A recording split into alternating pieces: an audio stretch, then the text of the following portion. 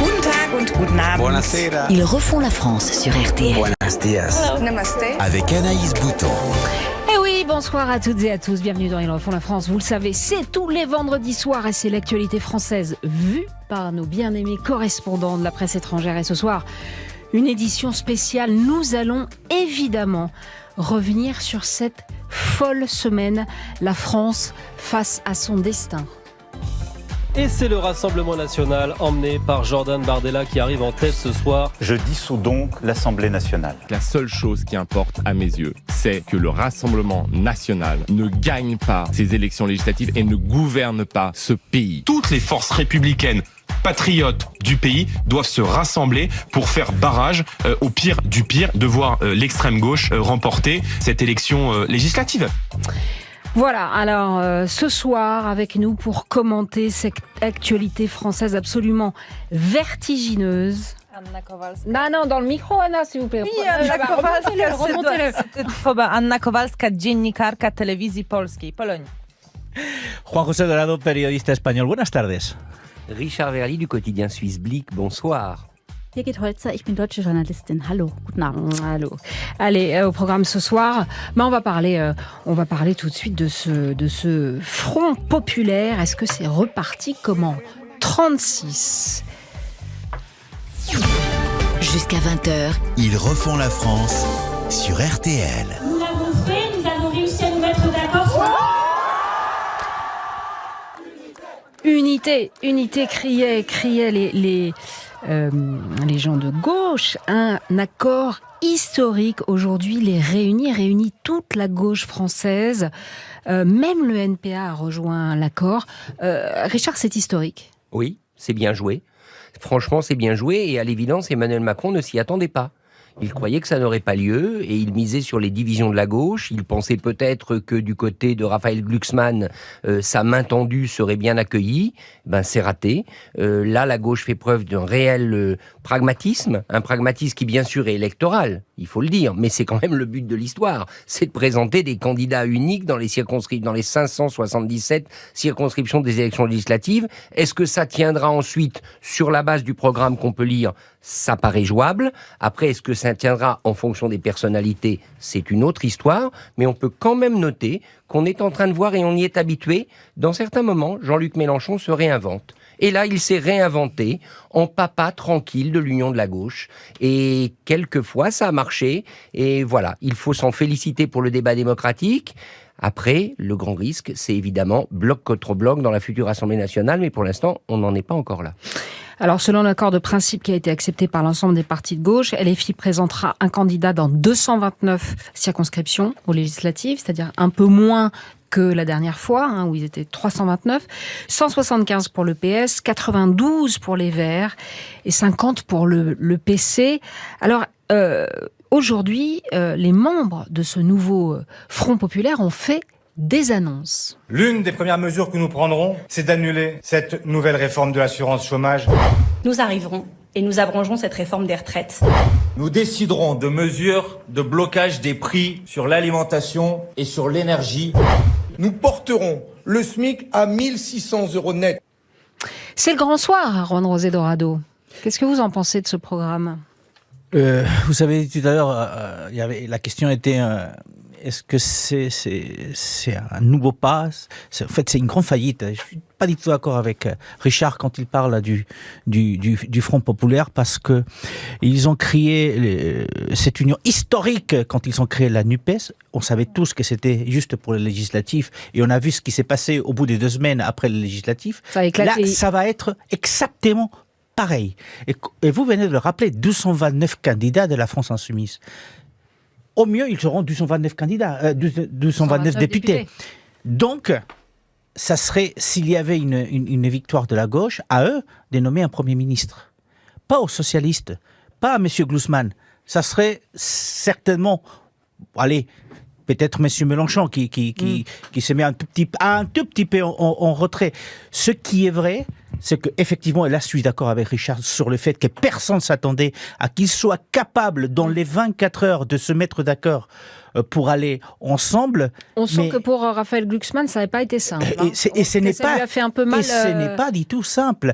Quoique, je pense qu'il a dû se ressoudre à accepter tout simplement parce que je crois que dans ses calculs, il s'est dit aussi peut-être que la figure qui pourrait être Premier ministre parce qu'elle est la plus consensuelle, c'est moi, même si, c'est vrai, c'est un homme de l'Europe. Lui, il était candidat pour l'Europe, il n'était pas candidat pour être Premier ministre. Donc je pense qu'en fait, on va vers une espèce de faillite après cette annonce des dissolutions, parce que la droite, elle n'existe pratiquement plus, parce que l'extrême droite va vraiment amener des centaines de députés à l'Assemblée nationale. C'est ce que disait Jean-Daniel Lévy de Harris Interactive, qui est notre partenaire tout à l'heure chez Vincent Parisot. Il a dit que pour l'instant, toutes les projections, c'était le RN. Alors, il peut y avoir un changement parce que sur 3 semaines d'ici les élections, il peut se passer tout et n'importe quoi. Il faut juste ce qui s'est rappelé avec Monsieur Fillon 10 jours avant l'élection présidentielle, ce qui s'est passé à un autre niveau avec DSK avant l'élection aussi, qu'il soit désigné comme candidat du Parti Socialiste, qu'on était le candidat putatif de tout le monde. Donc il peut se passer des choses, mais sincèrement, que ce soit l'extrême droite, que ce soit le Front populaire, ça va être très compliqué pour la France dans les prochaines semaines, dans les prochains mois. Merci Rohan Rosé. Merci infiniment. On en parle tout de suite. On en parle tout de suite sur RTL. Allez, une petite pause. RTL. Remaking France. Avec Anaïs Bouton. Jusqu'à 20h. Ils refont la France sur RTL. Anaïs Bouton. Et avec moi, Richard Verly, Rohan Rosé Dorado, Birgit Holzer, Anna Kowalska, un coup de tonnerre dimanche dernier, puis un énorme coup de théâtre. Le président a prononcé des mots qu'on n'avait plus entendus en France depuis Jacques Chirac en 97. Mes chers compatriotes, j'ai décidé de dissoudre l'Assemblée nationale. Alors, une dissolution aussi pour Emmanuel Macron. Et cette semaine, pendant la conférence de presse du président Macron, voilà ce qu'il a dit. Ce moment est celui de la clarification et à mes yeux un moment historique pour notre pays. Comment qualifier ce qui se passe en France, Birgit Holzer? Il a raison, le président.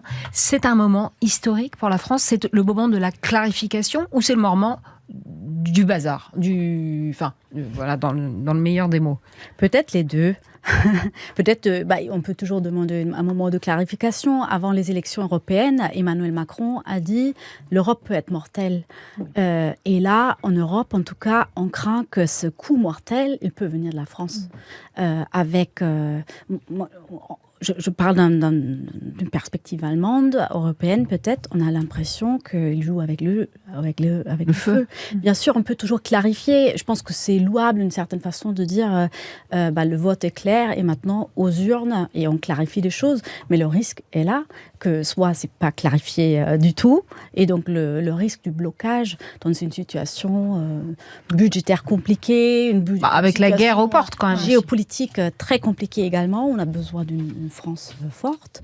Donc ce risque est là, ou le risque même d'avoir une extrême droite au pouvoir, en tout cas au gouvernement, et ça inquiète énormément les partenaires. Anna Kowalska, il avait le choix ou il n'avait pas le choix finalement, cette dissolution? Moi, je pense qu'il avait le choix au moins d'attendre. Ça nous a tous pris par la surprise, à tel point qu'en Pologne, on pense que c'est une sorte de gambit à la David Cameron et son Brexit qui pensait être malin. Et finalement, il a tout perdu parce que la Grande-Bretagne, 8 ans après, n'est pas dans l'Union européenne. Et ça serait très difficile de revenir en arrière, quoi que se passe en France, je suis d'accord.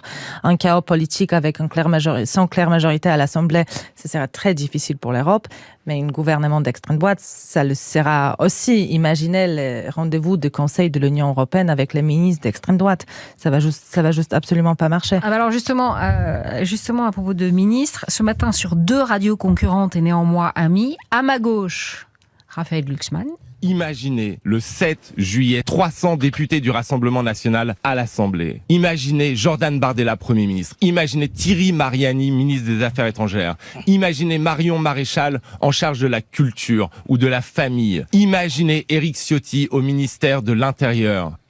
Et à ma droite, Jordan Lorsque Bardella. tous les partis politiques de gauche se réunissent, demain au pouvoir, c'est Mélenchon Premier ministre, c'est Madame Obono qui refuse de qualifier le Hamas d'organisation terroriste aux affaires étrangères, c'est peut-être Monsieur Quatennens aux droits des femmes.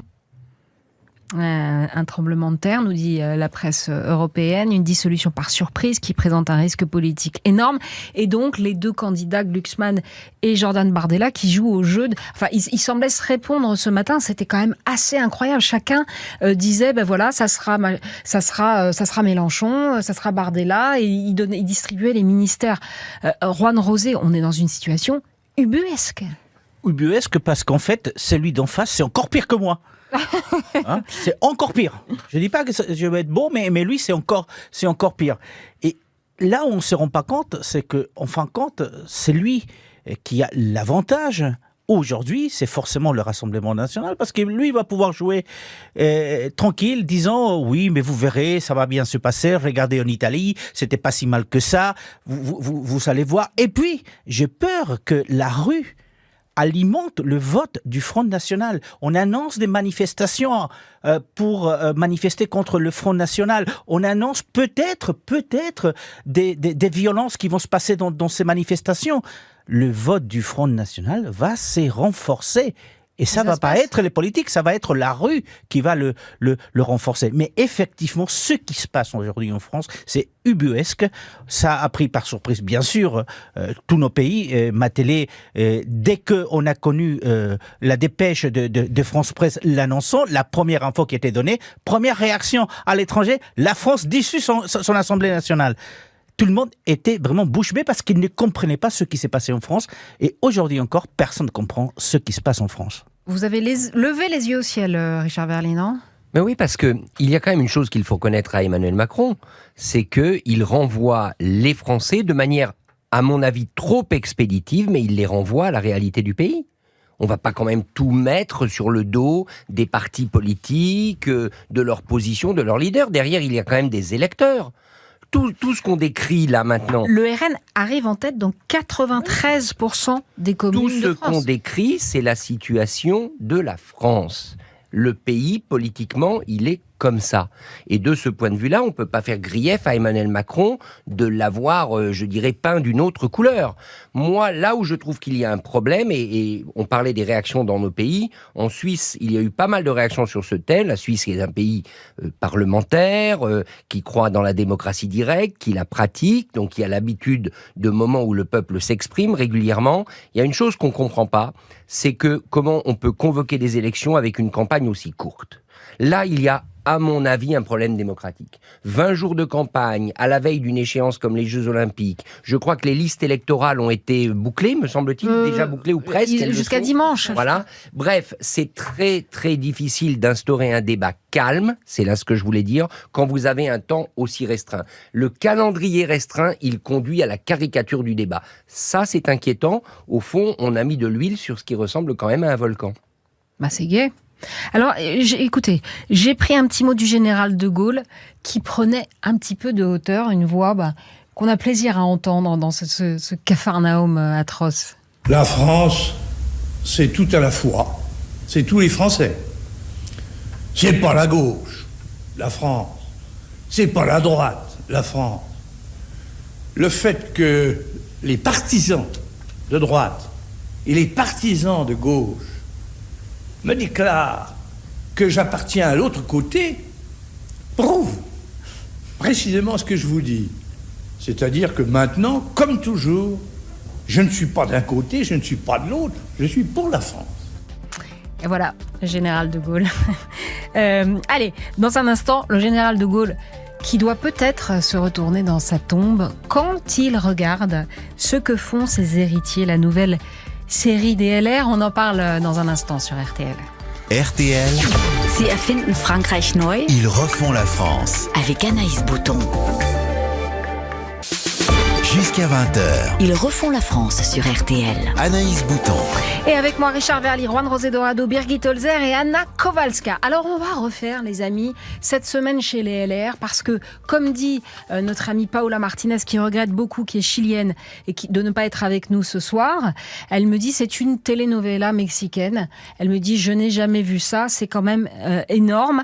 Donc, c'était mardi 11, 13h de TF1, Éric Ciotti. Nous avons besoin d'une alliance en restant nous-mêmes, en évitant le danger des insoumis qui demain pourraient avoir une majorité à l'Assemblée nationale. Donc il faut une alliance avec le Rassemblement national.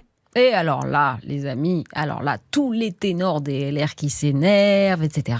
Mercredi, toute la journée, l'affaire de la Porte. Ciotti vient de faire fermer le siège des Républicains. C'était mis à part, on nous a demandé de sortir avant midi.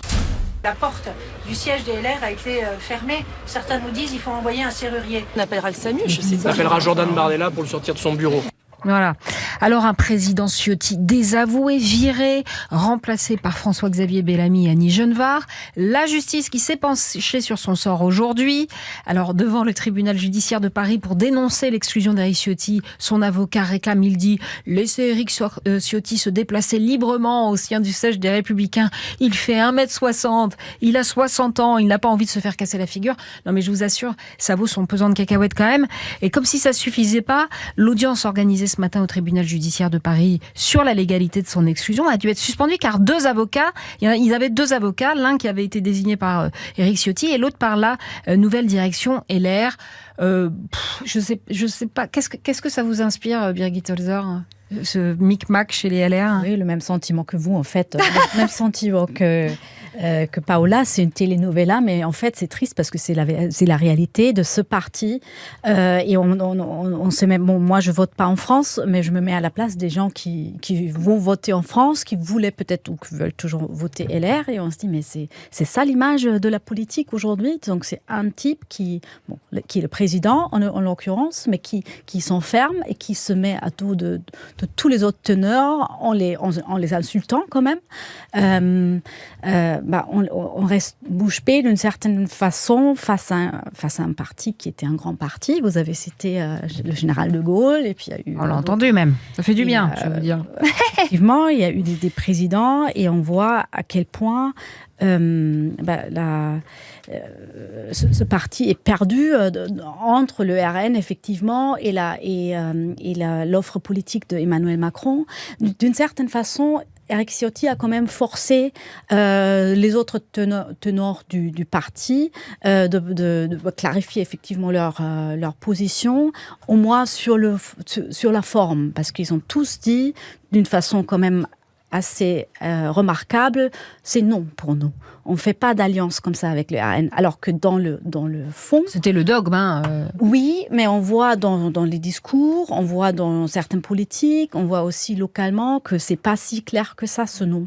Et ça va être intéressant à observer si on reste sur cette ligne-là, parce qu'on parlait aussi de 3 blocs, mais dans ces 3 blocs, les LR, ils ont où c'est un 4e petit parti maintenant, ou ils sont où? Donc il faut clarifier ça. Ils font aussi. la pointe. Alors ce matin, un nouveau bureau politique a revoté l'exclusion d'Éric Ciotti, rappelle qu'aucun accord d'appareil n'engageait LR, sauf que pendant ce temps-là, Jordan Bardella a confirmé qu'il y aurait bien des candidats communs LR-RN dans 70 circos, tandis que la Fédération des LR des Hauts-de-Seine, vous me suivez toujours, bastion historique de la droite, annonçait un deal local avec Gabriel Attal pour un candidat unique dans les 13 circos du département, dont celle du Premier ministre. Anna Kowalska... Ça montre une chute, je pense, malheureuse de ce parti qui a commencé au présidentiel avec Madame Pécresse. Et aujourd'hui, vraiment, c'est un coup fatal que Éric Ciotti porte. Moi, je pense que cette implosion surtout bénéficie, elle laisse la place au RN. Parce que certes, certains qui auraient voté la droite dure vont voter RN. Certaines, je pense, que vont faire confiance à Éric Ciotti et tout ce qu'il partage avec la partie de Marine Le Pen et Jordan Bardella. Donc, c'est sûr qu'ils vont pas trouver une grande place au prochain Parlement. C'est effectivement, comme vous dites, un soap opera assez intéressant à suivre, mais je pense que les Républicains n'avaient pas d'autre choix que que de l'exclure. N'importe quel grand parti, n'importe quel parti en Europe ferait pareil pour oui, mais sauf des raisons symboliques. Sauf que, selon Odoxa, 50% des partisans LR veulent une alliance RN. Donc, Juan Rosé, est-ce que c'est, je ne sais pas, hein, est-ce que c'est pas le mouvement de l'histoire, une recomposition, comme l'appelle le président Macron, en réalité, où les masques tombent? Mais en fait, je trouve que parfois en France, on manque de mémoire. Éric Ciotti, qui a gagné entre guillemets la présidence des Républicains, n'était pas le favori. Et c'est celui qui était le plus à droite aux Républicains. Donc, pourquoi on s'étonne aujourd'hui que lui qui a toujours été dans ses idées proches du RN donne ce pas-là? Et puis, de toute façon, les républicains, vous savez, moi j'ai connu le RPR qui est devenu le UMP, qui est devenu le LR. Demain, ça va s'appeler autrement. Et on oublie aussi que M. Macron a fait quand même son marché chez les républicains. Alors, je vois aujourd'hui la majorité présidentielle avec le maire Darmanin, qui en fin de compte vient des Républicains et qui ont, entre guillemets, trahi son parti historique pour aller chez Macron. Donc, en fait, on voit depuis l'élection de M. Ciotti que les Républicains étaient touchés, qu'il y avait une dérive droitière dans ce parti. Et cette dérive droitière, c'est les électeurs et les militants des Républicains qui ont choisi M. Ciotti. Et c'est partout dans tous les partis, quand on organise des élections internes, avec quels militants, c'est toujours ceux qui sont les plus radicaux qui l'emportent. Et bien, ça a été le cas chez les Républicains aujourd'hui. Alors, une pause, et dans un instant, on parle de l'autre feuilleton, le feuilleton à droite de la droite, avec Marion Maréchal et Éric Zemmour, un couple au bord du divorce. Non, pas au bord du divorce, un couple divorcé. Allez, on en parle tout de suite sur RTL. Jusqu'à 20h, ils refont la France avec Anaïs Bouton. Et avec moi, Richard Verly, Juan Rosé Dorado, Birgit Holzer et Anna Kowalska. Alors, cette semaine, ça a été aussi panique chez Reconquête.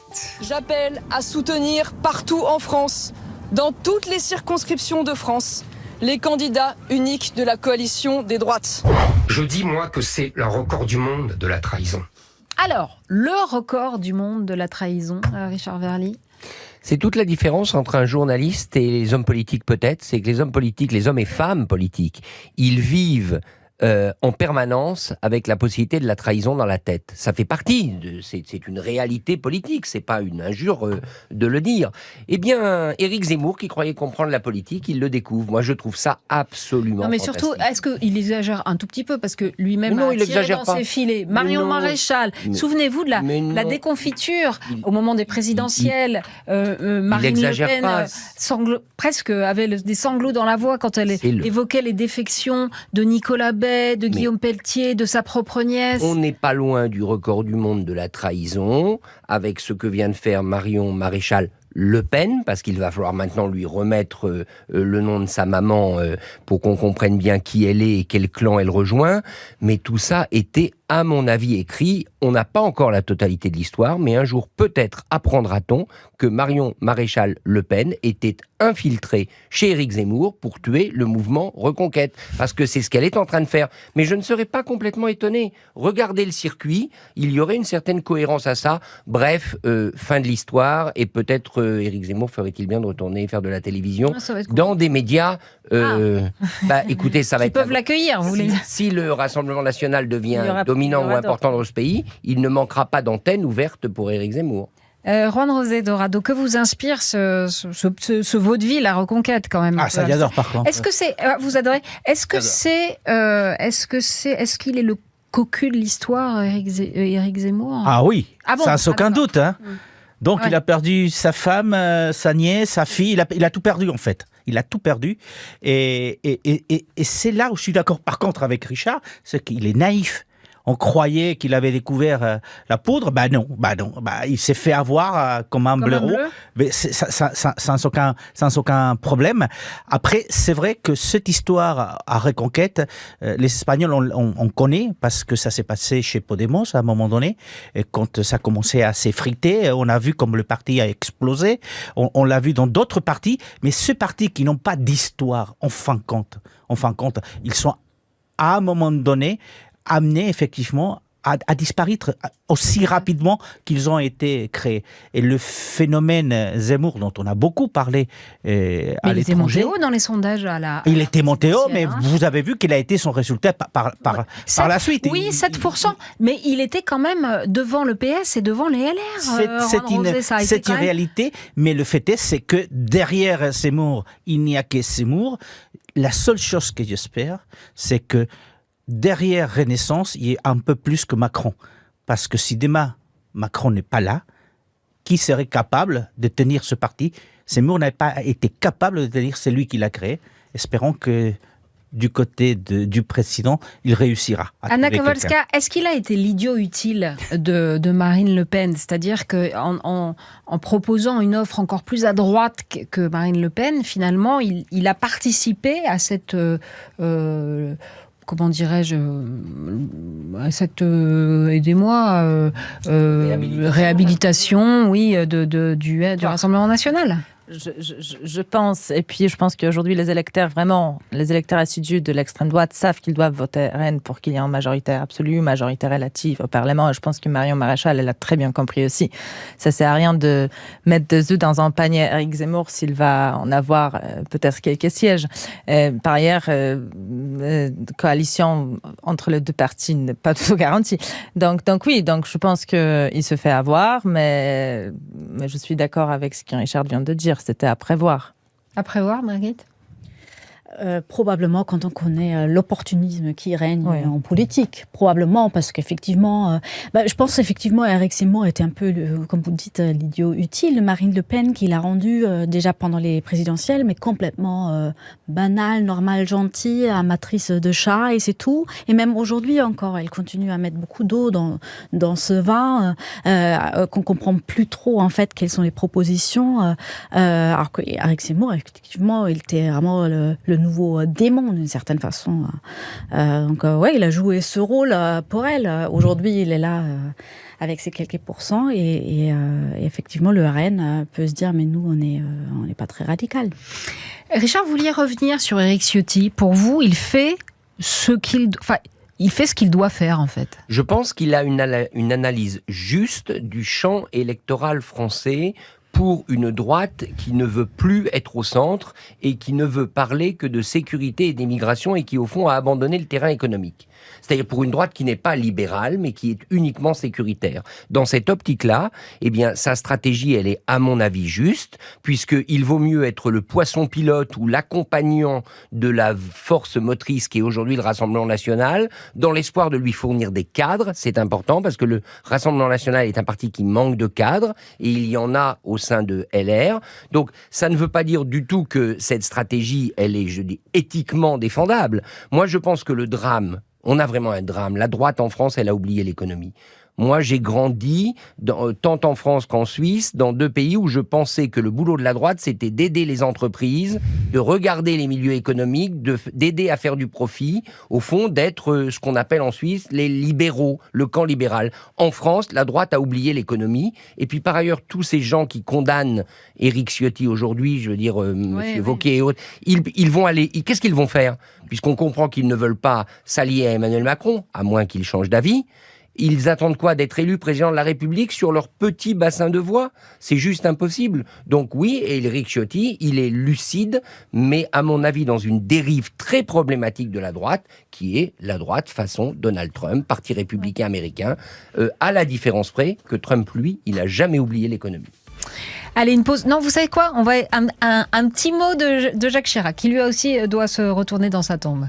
Je souhaite que chacun se reprenne. Tout le monde y a intérêt.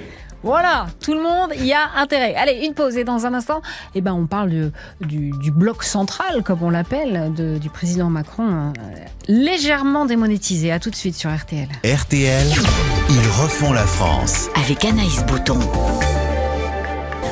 Oui, avec moi, Richard Verly, Juan José Dorado, Birgit Holzer et Anna Kowalska. On a entendu des choses sur le président Macron de la part de députés, par exemple de Bruno Millienne ou de Violette Philbou. Et je vais vous dire, c'est assez dingue, c'est-à-dire qu'ils ne veulent plus de la photo du président sur leur affiche de campagne. On les écoute. Ça a été un atout majeur en 2017. Là, on est après 7 ans de mandat. Force est de constater que le président de la République subit les affres de tous les présidents de la République. Bien sûr, c'est un choix. Je suis convaincue que les habitants, ils veulent parler à un député qui porte avant tout leur voix, quel que soit d'ailleurs leur parti politique. Oui, alors bon, on est un peu gêné aux entournures, mais il est complètement démonétisé, Richard, le président Macron. Oui, mais c'est assez logique. Il l'est parce que son mandat, on le sait tous, se termine en 2027 et il ne peut pas se représenter. Et il l'est parce que personne n'est capable de dire avec quelle majorité il pourra présider, parce qu'il ne gouvernera pas, il présidera, et avec quelle, surtout, majorité il pourra terminer son mandat. Et on ne peut pas exclure l'hypothèse de la démission. Si vraiment il y avait une crise politique majeure, donc dans cette configuration, quand vous êtes le dos au mur et qu'éventuellement on pense que vous pourrez peut-être être forcé de démissionner, vous ne valez plus grand-chose sur le marché de la politique nationale et internationale. Vous qui êtes de fins observateurs de la vie politique française, vous avez déjà connu une telle panade, Birgit ? Moi, je suis là depuis 15 ans, je n'ai pas connu de telle panade, je pense. Anne Rosé ? Non, pas ce bordel, entre guillemets. Ah non ? Non, pas du tout. Non. Pas du tout. Alors, pendant ce temps-là, il y en a un qui est en campagne, et qui fait son job en campagne. Eh bien, c'est qui ? C'est notre Premier ministre, Gabriel Attal. On voit bien qu'un programme comme celui-ci, ça se compte en centaines de milliards d'euros de dépenses supplémentaires. Ça serait une très très très mauvaise nouvelle pour la France qui travaille, qui verrait à nouveau ses impôts augmenter parce qu'il n'y a pas d'autre moyen de le financer. Et je le dis, pour le programme du Rassemblement national, c'est exactement la même chose. Voilà, donc le Premier ministre qui prend les programmes en sachant que la France est déjà très endettée, comme vous le savez. Vous m'avez parlé en préparant l'émission de cette photo de Soisig de la Moissonnière qui est la photographe officielle du président Macron. On la voit, cette photo, elle a été publiée officiellement et on voit le président Macron annoncer à ses ministres son coup de poker, disons.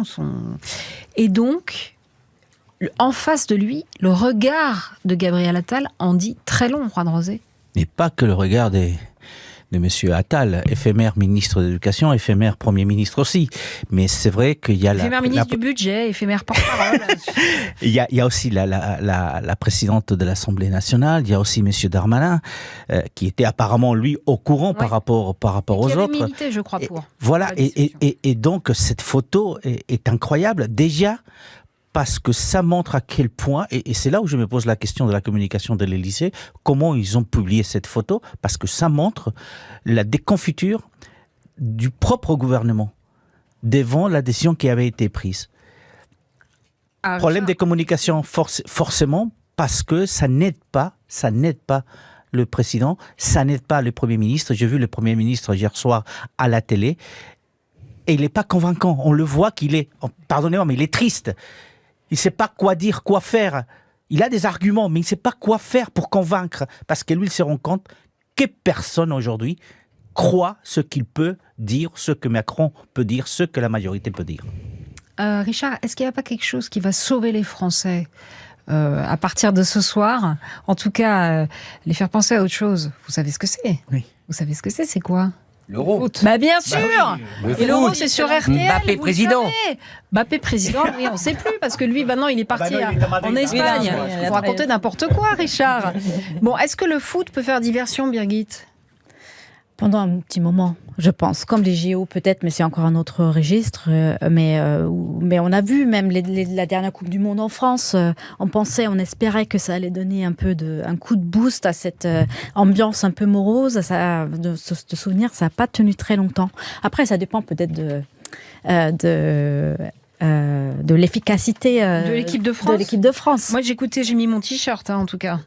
Vous savez qu'il y a une radio, la web radio d'RTL qui s'appelle RTL Euro, que vous allez écouter, messieurs, mesdames, puisque vous aussi, maintenant, vous écoutez le foot, 24 heures sur 24 jusqu'au 24 juillet. Oui, vous écoutez ça. Il y a tous les correspondants, évidemment, de RTL qui sont mobilisés. Tous les matchs de l'Euro en direct, commentés, débats. Toute l'actu de nos Bleus qui sont marqués par la culotte par les correspondants Philippe Sansfourche, Morad Jabari, Yannick Collant et Baptiste Durieux. Et puis Alain Bogossian, champion du monde 98. Voilà, j'essayais de faire diversion un peu parce que quand même, Anna Kowalska, on a le sentiment, et on l'a le sentiment quand on écoute les Français au 32-10, on a le sentiment d'une immense colère et d'une très grande inquiétude. Moi, je vais commencer par l'Euro parce que juste la finale, c'est le 14 juillet. Ça, c'est un Exactement. En plus, très beau symbole. Oui, tristesse, incompréhension. Je comprends absolument parce que, encore une fois, qu'est-ce que se passe le 8? Ça, c'est un chaos parlementaire, chaos probablement politique.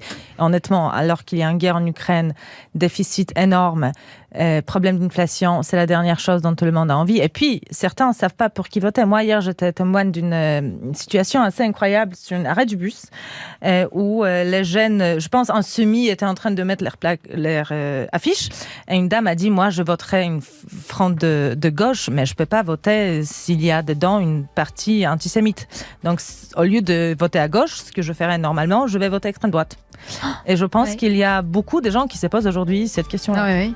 Et Jean-Daniel Livet disait dans l'émission de Vincent Parisot que ça allait se poser dans un grand nombre de circos. Les amis, on est ensemble. Alors, il va y avoir un petit mouvement, mais on est ensemble jusqu'à 20h40-45, juste avant le match. On va accueillir Brandon Warrett pour faire l'essentiel de l'actualité. Et puis, on se retrouve pour parler de l'image de la France dans l'Europe. On se retrouve tout de suite, mais dans un instant, donc Brandon Warrett pour un point sur l'actu. À tout de suite. RTL, ils refont la France. Avec Anaïs Bouton. Et avec moi, le journaliste suisse Richard Verly, notre espagnol Juan José Dorado, John Henley, qui est spécialiste de l'Europe, alors qu'il est britannique, c'est quand même étrange comme position, ça tient de l'oxymore. Et Sylvain Kahn, qui est spécialiste de l'histoire de l'Europe et prof au centre d'histoire de Sciences Po. C'est bien ça, Sylvain Kahn. Merci de nous avoir rejoint, un petit hymne à la joie pour vous. Voilà, parce que, en fait, les amis, les garçons, vous tous autour de la table, on a quand même tendance un peu à l'oublier, mais on a eu 3 jours de scrutin dans 27 pays où 373 millions d'Européens ont voté. Un paysage global au niveau du Parlement européen qui n'est pas véritablement bouleversé. On écoute d'ailleurs Ursula von der Leyen. Aucune majorité ne peut être formée sans le PPE. Et ensemble, avec d'autres, nous allons construire un bastion contre les extrêmes de gauche et de droite. Nous les arrêterons. Alors, elle est bien enthousiaste et bien optimiste, Ursula von der Leyen. Si on fait rapidement le résultat des élections, les sociodémocrates gardent leur position, leur deuxième position, mais les grandes vainqueurs sont quand même à retrouver à l'extrême droite, un peu partout en Europe. 5 pays de l'UE ont placé l'extrême droite en tête à ces européennes, c'est-à-dire la France, donc, l'Autriche, la Belgique, l'Italie de Madame Meloni et la Hongrie d'Orban, qu'on écoute. Migráció stop, gender stop, háború stop, Soros stop, Bruxelles stop. Donc, j'ai pas fait traduire, mais grosso modo, ça veut dire migration stop, égalité des genres stop, la guerre stop, Soros stop et Bruxelles stop. Que dit-elle, cette Europe, Sylvain Kahn ? Elle dit effectivement que sur 27 États membres, il y en a 23 dans lesquels l'extrême droite est radicale, qui est très diverse, ça faut pas l'oublier, très diverse et très fragmentée, progresse. Elle ne recule que dans 4 pays, dont la Hongrie d'ailleurs. Donc en Hongrie, le Fidesz, droite radicale et extrême hongroise, fait un très bon score, mais il chute. C'est quand même un parti qui chute, donc c'est peut-être un signe. Voilà. D'autre part, vous avez raison de dire que les sociaux-démocrates et les socialistes gardent leur position. Ils restent deuxièmes, ils perdent quelques sièges néanmoins. Mais le grand vainqueur, en tout cas en termes de sièges, c'est le PPE, le Parti populaire européen, qui, en France, auquel est affilié les Républicains. C'est la démocratie chrétienne allemande, la démocratie chrétienne, Parti populaire espagnol. C'est ce genre de choses. Donc, et effectivement, c'est le parti de Madame von der Leyen. Elle est la candidate de ce PPE, ce qui veut dire qu'elle est très bien placée pour garder la présidence de la Commission. Donc, vous voyez, on a à la fois l'extrême droite la droite extrême et radicale qui progresse continuellement depuis 2014. 2014, ils étaient à 13% des sièges. 2019 à 17% des sièges, 2024 ils sont maintenant à 24% des sièges, mais ça fait pas une majorité, ça fait pas une minorité de blocage, et mais ça progresse, c'est comme en France, à partir de 2002. Oui, sauf que là maintenant en France, on a atteint, on va dire une marche très très élevée, qui ne reflète pas l'état, si j'ose dire, de la marche en Europe, même si, comme vous l'avez dit, en Autriche, par exemple, ou en Italie, c'est aussi très haut. Voilà, mais donc c'est un paysage un peu... On va dire très coloré. Très coloré. Richard, on a appris que votre ami Éric Ciotti, bon, je galège, hein, Richard, l'exclusion d'Éric Ciotti de la présidence des LR vient d'être invalidée par la justice. Donc, je vous donnais cette nouvelle. Richard, John Henley, ce scrutin européen, il est vu comme le marqueur d'un changement d'air quand même. Ça veut dire que l'Europe est en train de changer. Comme a dit Sylvain, c'est une progression quand même assez lente. Si vous regardez de près les résultats, l'augmentation du nombre de députés européens des partis d'extrême droite est due essentiellement à 3 pays. Hein. C'est l'Italie, la France et l'Allemagne. Il y a beaucoup d'autres pays, plusieurs autres pays, où les partis d'extrême droite ont vraiment déçu. Tous les pays nordiques, par exemple. Le vote pour l'extrême droite a chuté. Les Pays-Bas, un pays où quand même Geert Wilders, le PVV, vient tout juste de gagner des élections législatives aux Pays-Bas. Certes, il a avancé en nombre de sièges, mais il a fini 2e, 3 sièges de moins que... Donc c'est vraiment... Et le centre, comme a vu Ursula von der Leyen, je le soutiens pas particulièrement, mais elle a raison de dire que le centre a tenu. Il reste une majorité assez confortable pour les forces pro-européennes, pour le centre-droite, le centre-gauche, les Verts et les libéraux. Donc c'est vraiment c'est vraiment mix. Et ce qui est intéressant et peut-être donne de quoi réfléchir, c'est que c'est surtout les pays qui ont expérimenté un gouvernement d'extrême droite, qui ont plutôt voté contre, en fait, notamment la Pologne. Sauf l'Italie. Là, c'est intéressant. L'Italie, c'est très intéressant. Comme Meloni, évidemment, très intéressant. Mais c'est absolument pas le raz-de-marée. Et moi, j'ai aussi lu, c'est vraiment intéressant, un calcul d'un expert d'extrême droite, Cas Mudde, néerlandais, qui, lui, a regardé le niveau de représentation de l'extrême droite, des partis de l'extrême droite, au niveau national, donc dans les gouvernements en Europe, et qui a calculé que, en fait, dans ces élections européennes, pour le Parlement européen, l'extrême droite est maintenant sous-représentée par rapport à son niveau au niveau national. Oui. Ah, d'accord. Ah oui, c'est vrai que c'est intéressant, ça. Allez, une pause et on en parle. On y revient dans une seconde sur RTL. À tout de suite. RTL, ils refont la France. Avec Anaïs Bouton. Avec moi, Richard Valli, Juan José Dorado, John Henley et Sylvain Kahn, spécialiste de l'histoire de l'Europe et prof à Sciences Po, au Centre d'Histoire de Sciences Po. On était en train de se dire cette chose étonnante avec Sylvain Kahn, John Henley, qui est à ma droite, qui est britannique mais spécialiste de l'Europe, comme quoi... il faut tout pour en faire un monde.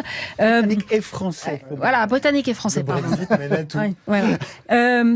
On se dit...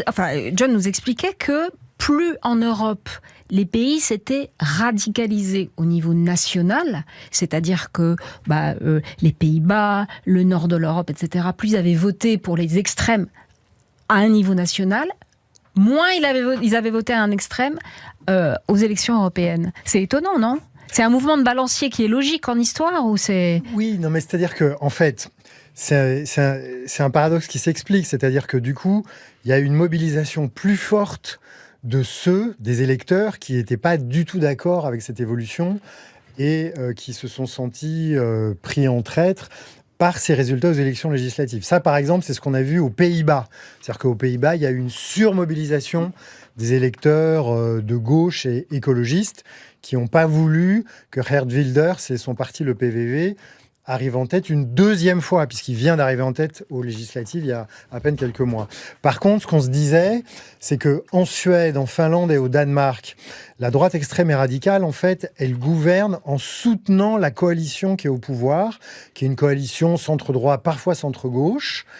Il y a des coalitions quand même qui sont pas envisageables en France d'ailleurs. Ah ben non, mais de toute façon en France avec le scrutin uninominal majoritaire à 2 tours à la 5e République, les coalitions c'est inenvisageable. Ouais. Dès qu'il y a des coalitions en France, on dit va des rétros aux 4e République. Hein, donc voilà. Ouais. Donc dans les 3 pays nordiques en question, l'impression qu'on a, c'est que finalement les électeurs se sont dit ok, puisque en particulier sur la question migratoire, les partis de gouvernement classiques ont repris à leur compte l'agenda des partis de droite extrême et radicale, dans ces cas-là, autant voter pour le parti du Premier ministre. Voilà. Ouais. Donc je pense qu'il y a 2 phénomènes différents. Mais si vous prenez l'Autriche, l'extrême droite a quand même été au pouvoir en coalition avec la droite pendant 2 années, en 2018-2019.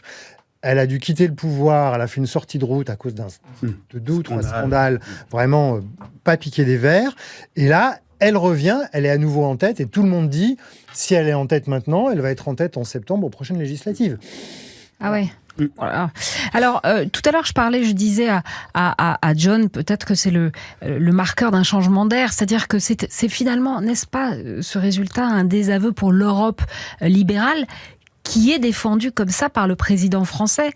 Et l'avènement peut-être définitif ou non, l'histoire le dira, d'un nationalisme illibéral. Alors je ne sais pas comment dire ça, mais un peu comme Donald Trump aux États-Unis, quoi. C'est un désaveu pour les centristes européens, qui étaient représentés en quelque sorte par Renaissance. C'est un désaveu aussi, quelque part, pour les social-démocrates, puisque n'oublions pas qu'ils ont perdu des voix, mais aussi dans les pays du Sud, les social-démocrates ont régressé. En Espagne, le Parti socialiste n'arrive qu'à 12e aux élections européennes. Et là, je t'entendais parler et je me disais, OK pour les pays du Nord, ils votent peut-être moins vers l'extrême droite, mais on constate quand même que l'extrême droite allemande arrive en 12e position. Et on constate que là où il n'y avait pas d'extrême droite importante, on a des représentants de l'extrême droite portugaise qui, pour la première fois, je crois, va au Parlement européen. C'est pas nombreux, mais c'est pour la première fois. En Espagne, il y a 2 partis d'extrême droite qui vont aller au Parlement. Alors ça représente une dizaine des députés, mais ça augmente en Espagne aussi, ça augmente en France, c'est augmenté en Italie. Donc il y a une bascule effectivement entre les pays du Nord et les pays du Sud. C'est peut-être parce que le clivage aujourd'hui, dans les pays du Sud notamment, est très important. Il y a 2 pôles très clairement différenciés, et là c'est effectivement l'extrême droite qui a profité, que ce soit au niveau national, que ce soit au niveau européen, au moins du côté de l'Espagne, du Portugal, de l'Italie et bien sûr de la France. Richard Verly, vous, notre Suisse bien-aimé, notre neutre, vous voulez jamais vous... Si, à part dans la défense d'Éric Ciotti. On va lui poursuivre. Comment est-ce que vous pensez de cette Europe-là que vous regardez de votre lac Clément ? Alors, moi, j'aimerais bien être aussi optimiste que John et Sylvain, mais je ne le suis pas. Ah. Je ne le suis pas parce que je pense que c'est pas un raz-de-marée, mais c'est une lame de fond. Alors, très franchement, est-ce que la lame de fond, c'est pas inquiétant quand même ? Moi, je pense que c'est inquiétant. J'ajouterai 2 choses. Quand j'entends John dire « on a un problème avec la France, avec l'Italie, avec l'Allemagne », pardon, c'est les 3 pays les plus importants de l'Union européenne. Oui. Excusez-moi. Oui. On n'a pas de problème, et c'est pas du tout péjoratif ce que je vais dire, on n'a pas de problème avec la Finlande, on n'a pas de problème avec... Oui, enfin, on a un problème en France, en Italie, en Allemagne. Si vous regardez la carte de l'Allemagne, magnifique succès électoral des chrétiens-démocrates, en Allemagne de l'Ouest. La carte, elle est partagée en 2. Toute la partie Est, elle est dominée, littéralement dominée par l'AfD. Vous ajoutez à ça le score de Vox en Espagne. Bref. Et puis on oublie une chose, c'est que le Parlement européen, on a eu quand même tendance, et c'est normal, c'est la logique après les élections européennes, à focaliser le regard sur le Parlement européen. Mais le Parlement européen, il est un élément, un maillon crucial de plus en plus important du dispositif communautaire, mais il y a les gouvernements. Gouvernement français, Emmanuel Macron, on en saura plus le 7 juillet, mais pour l'instant, en grande difficulté. Et peut-être demain, obligé de composer avec un gouvernement de droite radicale. Je dis bien peut-être. Gouvernement italien, Madame Meloni, ça y est, elle va maintenant pouvoir sortir du bois. Pour l'instant, elle ne l'avait pas trop fait, parce qu'elle avait en face d'elle des adversaires solides. Maintenant, elle a une légitimité encore plus importante. Monsieur Scholz, allemand, il a des législatives en septembre 2025 et il sait que ça va chauffer pour lui. Donc si ça, et voir Madame von der Leyen, qui est quand même une présidente de la Commission, qui a franchi pas mal de lignes rouges, qui a politisé cette commission, qui a fait une campagne politique, alors c'est un peu peut-être dans l'esprit du traité de Lisbonne, mais quand même c'est un peu problématique, qui a pris des initiatives parfois sans en référer au gouvernement des États membres. Bref, si tout ça, messieurs, vous optimise sur l'avenir de l'Union européenne, eh bien, je suis heureux de l'entendre. Est-ce que je peux juste revenir de ça? Oui. Je ne dis pas que je suis optimiste et je ne dis pas qu'il n'y a pas de problème. Il est évident que l'extrême droite est en train de progresser. Je dis juste que l'échelle de ce problème, l'ampleur de ce problème, n'est pas pour l'instant tout aussi énorme qu'on craignait que ça pouvait l'être. Mais juste pour revenir à ce que Richard a dit, moi, je pense personnellement que le vrai impact de ces élections européennes, et on est en train de le voir en France, le vrai impact, ce sera pas dans le Parlement. Voilà. Le Parlement, la majorité centriste, elle existe. Il y aura peut-être... Il faut quand même parler un petit peu de quel centre. Le centre de gravité, le centre, les partis centristes sont eux-mêmes de plus en plus à droite. À droite, ouais. Dans beaucoup de pays en Europe, il y a des partis de centre-droite qui ont entrer dans les coalitions, signer des pactes, etc., avec des partis d'extrême droite. Donc le centre, il bouge. Mais pour l'instant, l'impact, il n'est pas dans le Parlement, il est surtout dans les capitales nationales et surtout de ces capitales, Paris et Berlin. Là, Richard a complètement raison de le dire, c'est le moteur traditionnel de l'Union européenne. Emmanuel Macron, il est extrêmement fragilisé et en Allemagne, même si l'AfD, l'extrême droite, n'a pas gagné, l'AfD a quand même fait un score supérieur à tous les 3 partis de la coalition de Olaf Scholz. Je vous rappelle juste qu'il y a 3 semaines, en Europe, on s'écharpait plutôt sur ça. Mon amour, dis-moi à quoi tu penses. Ah oui, c'était l'Eurovision. Ouais. Alors, remporté par qui ? Par un Suisse, on vous remercie. Merci de nous rappeler cette humiliation. Là, aujourd'hui, c'est le début de l'Euro de foot. Hein. Oui, on le sait. Sur RTL, vous pensez bien que ça, on le sait. J'ai mis mon t-shirt et j'ai mis mon... Bon. Il y a Boris qui nous fait des grands signes. On parle de l'image de la France, justement, au moment des JO, au moment de l'Euro, avec cette histoire en plein cœur de l'Europe et aux yeux du monde. À tout de suite sur RTL. RTL. Remaking France. Avec Anaïs Bouton. Jusqu'à 20h. Ils refont la France sur RTL. Anaïs Bouton. Et avec moi, Richard Verlier, Juan José Dorado, John Henley, Sylvain Kahn, qui est spécialiste de l'histoire de l'Europe et prof à Sciences Po. Alors les amis, je vous le disais tout à l'heure, vous savez qu'aujourd'hui, la justice examinait le fait que Éric Ciotti ait été viré des LR. Il y avait 2 avocats qui réclamaient chacun de dire « c'est moi qui défends les LR », etc. Le verdict est tombé. L'exclusion d'Éric Ciotti de la présidence de LR a été invalidée par la justice. Réaction d'Éric Ciotti. C'est une évidence pour moi, je n'avais pas de doute tellement ce qui a été fait était quelque part assez grossier. La justice a parlé, elle a dit le droit. On ne peut pas faire n'importe quoi, on ne peut pas faire du bricolage. Voilà, donc maintenant, place à la campagne et place à cette alliance des droites que j'ai voulu pour que demain nous battions l'extrême gauche. Sylvain Kahn, on se disait tout à l'heure que finalement, redites ce que vous disiez, Richard. Redites-le à Sylvain. Non, je disais qu'Éric Ciotti, d'un point de vue électoral, dans la configuration d'un scrutin majoritaire en France, sa posture, elle est compréhensible et que son alliance qui consiste à aller rejoindre la force motrice du moment qui est l'extrême droite, elle peut se comprendre. C'est un éclaircissement en réalité. C'est ce que Emmanuel Macron appelait de ses voeux, non ?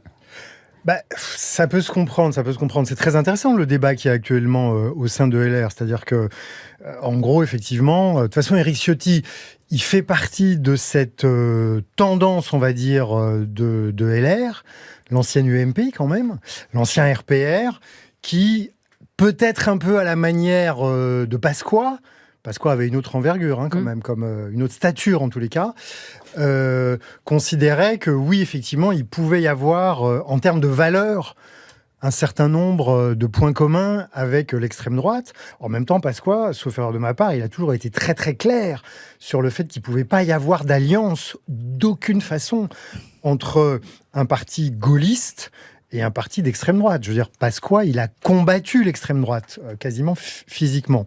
Bon, donc, de ce point de vue-là, il me semble que ce que dit Richard, c'est que Ciotti fait un calcul qu'on pourrait appeler tactico... oui, c'est une recomposition qui est appelée... Mais quel est l'avenir du reste de la droite? C'est ma question, c'est la question qu'on s'est posée. Ok, oui, mais... Ciotti va à l'extrême droite. Mais les autres, quel est leur avenir? Comment ils vont revenir au pouvoir? Il y a deux manières de voir l'avenir quand on est un parti politique dans une démocratie parlementaire. Soit on considère que la priorité des priorités, c'est d'arriver au pouvoir ou de revenir au pouvoir, auquel cas on peut faire des alliances dont on va dire très rapidement qu'elles sont tactiques et qu'elles peuvent être contraires à un système de valeurs. Voilà, mais il y a des partis qui peuvent considérer, ça arrive dans l'histoire, que le plus important, c'est de rester fidèle à ses principes, quitte à rester dans l'opposition pendant des années. Voilà.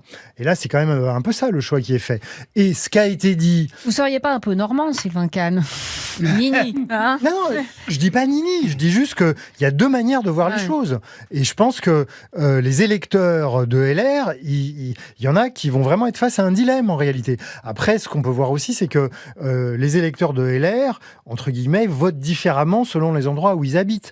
Les électeurs LR du Sud-Est, c'est pas les mêmes que ceux de l'Est, c'est pas les mêmes que ceux du centre, c'est pas les mêmes que ceux de Bretagne. Ou de Paris. Donc voilà, et Ciotti, on peut quand même le dire, lui, il veut faire une alliance parce qu'il veut garder son siège de député et il veut prendre la mairie de Nice. C'est un fait tout aussi objectif. Est-ce qu'il y a un exemple en Europe d'un parti de centre-droite qui est sorti plus fort d'une alliance avec l'extrême droite? Jamais. Voilà. Mais c'est peut-être ça. C'est ce qui est en train de se passer en Italie avec Forza d'Italia. C'est en train de se passer. C'est Jean-Marie Le Pen qui l'a dit. Hein, les électeurs préfèrent l'original à la copie. Et quasiment toujours, en tant que parti traditionnel de centre-droite, on souffre d'une alliance avec l'extrême droite. Mais c'est quand même une recomposition de la politique en Europe et nationalement dans les pays d'Europe. Nationalement, sans aucun doute. Ce qui est certain, c'est que dans les semaines à venir, dans les mois à venir, nous allons voir un nouveau parti républicain, puisqu'il est certain que les cadres des partis républicains qui ont dit non, les leaders du parti républicain qui ont dit non à Ciotti, vont pas continuer dans cette formation. Ils vont aller vers un nouveau parti. Donc, tu as rappelé effectivement tout à l'heure, le UMP, il y a LR, et à bord c'était le RPR. Donc il va y avoir un nouveau parti. En Espagne, on l'a vu, quand le parti populaire qui était hégémonique, parce qu'il n'y avait pas d'extrême droite, en fait l'extrême droite était à l'intérieur du parti populaire, quand cette extrême droite est sortie du parti, donc ça a été très compliqué, ça l'est toujours pour les conservateurs espagnols. Allez, on fait une petite pause et puis on va parler de l'image de la France, parce que c'est quand même très intéressant d'avoir vos opinions. À tout de suite sur RTL. RTL. Sie erfinden Frankreich neu. Ils refont la France. Avec Anaïs Bouton.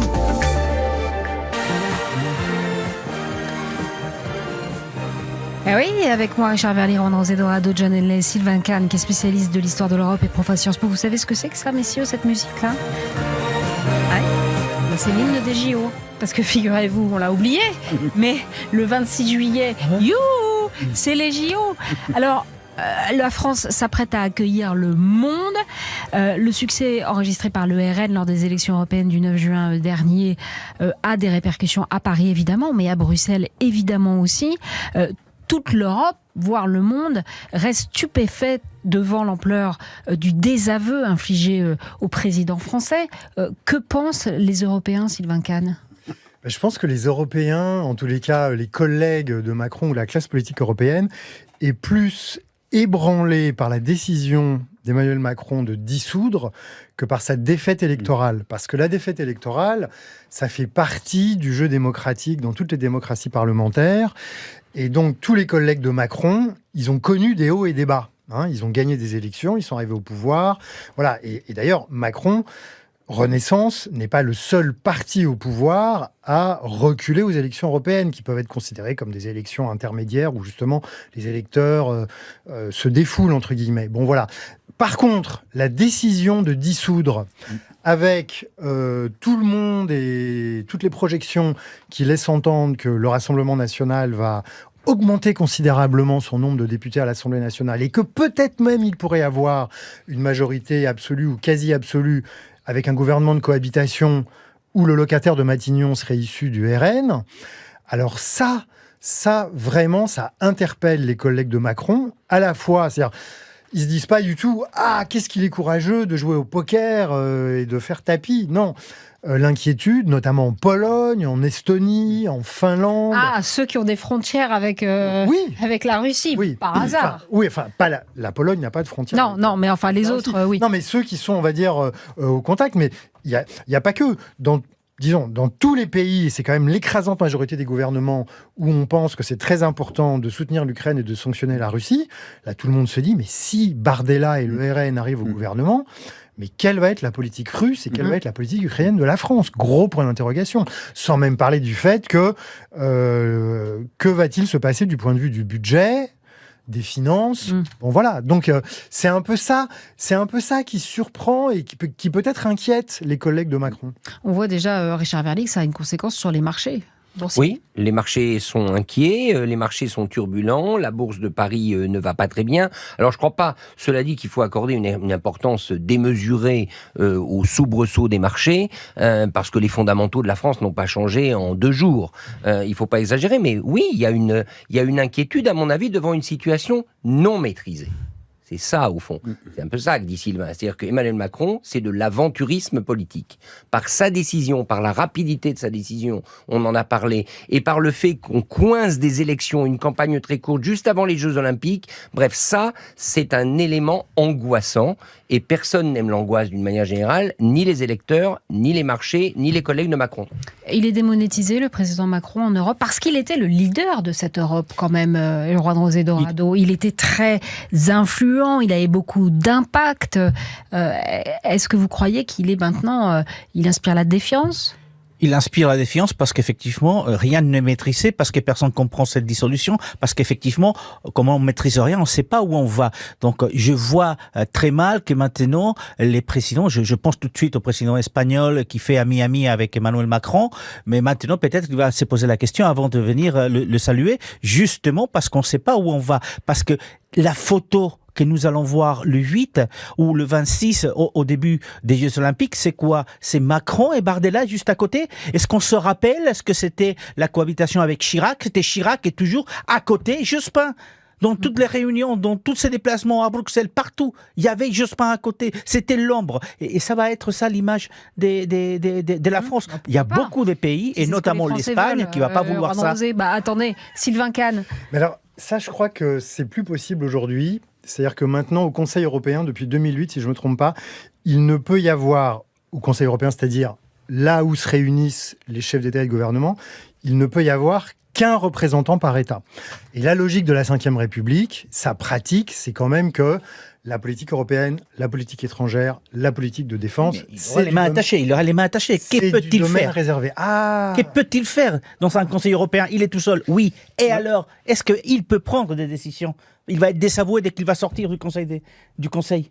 Oui, mais je ne sais pas si les Français ont envie qu'un Premier ministre de cohabitation, quel que soit son parti, conteste l'autorité du président quand il est à l'étranger. En tout cas, le président est au G7, là, il est à l'étranger en Italie, et il parle d'un moment gravissime pour le pays, tant et si bien que Richard, vous nous avez suggéré de l'embaucher comme commentateur de la vie. C'est Juan José qui a suggéré Juan José qui a suggéré l'embauche. Moi, je voudrais juste dire, John. En tant que Britannique, venant d'un pays qui a donné depuis 8 ans un spectacle d'un chaos politique total, on est quand même assez content. De nous passer la balle.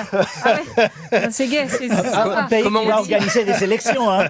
Comment on dit, Anaïs? On dit perfide Albion. Perfide Albion, exactement. C'est sur ces mots de la perfide Albion que nous nous quittons. Vous allez, vous le savez, vivre du foot, boire du foot, manger du foot sur RTL pendant tout cet Euro magnifique. J'ai mis mon t-shirt. Retrouvez la web radio RTL Euro 24h/24 jusqu'au 14 juillet avec toute la rédac foot. Eric Silvestro, Florian Gazan, Jean-Michel Rascol, tous les correspondants, Philippe Sansfourche, Morad Jabari, Yannick Collant, Baptiste Durieux et Alain Bogossian, champion du monde 98, qui sera le consultant d'RTL. Et ça va nous faire beaucoup de bien de voir tous les matchs de l'Euro en direct, commenter les débats, toute l'actu de nos Bleus marqués à la culotte minute par notre équipe. Voilà, dans un instant. Donc, vous retrouvez RTL Foot avec Eric Silvestro pour le match d'ouverture de l'Euro, Allemagne-Écosse. Merci, messieurs!